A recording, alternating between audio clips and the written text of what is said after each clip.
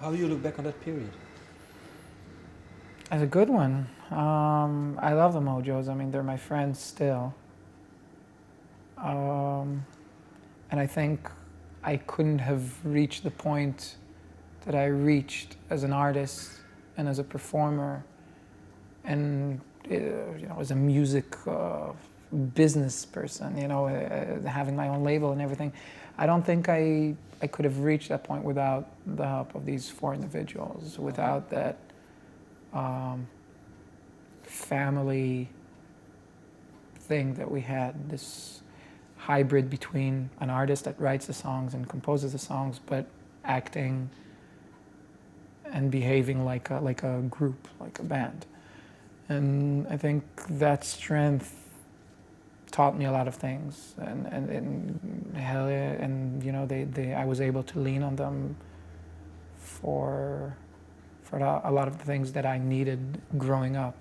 Is there one thing that you can, well, tell a bit more about? What you learned from them? One thing, for one example. First of all, they were all musicians. I didn't regard myself as a musician at the time. They were people who played music. They knew how to play their instruments. They studied their instruments, and I was, they're four individuals, some better than others, but I was in awe of that. Hadas, the cello player, was a classical trained musician. I loved that. She could, read notes, which is something I still can't do. And Pelle, the guitar player, Rui, he was this Sisyphic kind of,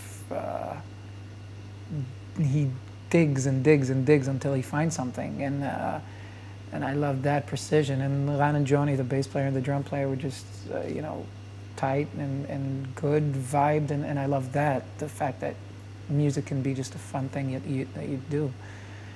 And that sense of sharing an adventure with people. It was completely our thing. It wasn't just me and a group of musicians as it is today. It was completely a mutual, for good and bad. It was this, I don't know, biological kind of entity. Why did you need to, go solo again? Well, it wasn't just my need, it was everybody's need. I mean, we were touring together for 4 years straight, and we kind of got tired of it.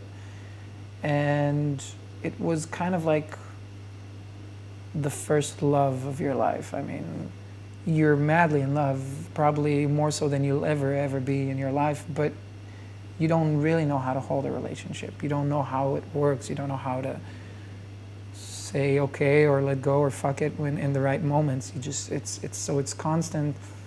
We burned out a bit too quickly, I think.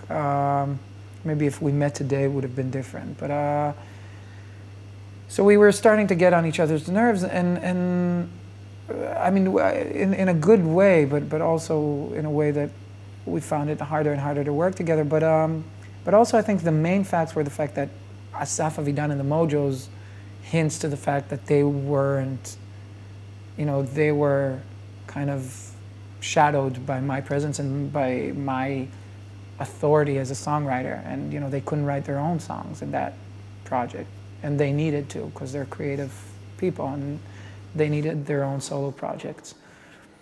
And for me, I guess it was also necessary to leave them because I felt that tool as music, as a music tool, that band, I think we used it to the limit of what we could do at that time, and I needed to experiment with new kind of colors in the palette, and not just stay this generic kind of thing that would just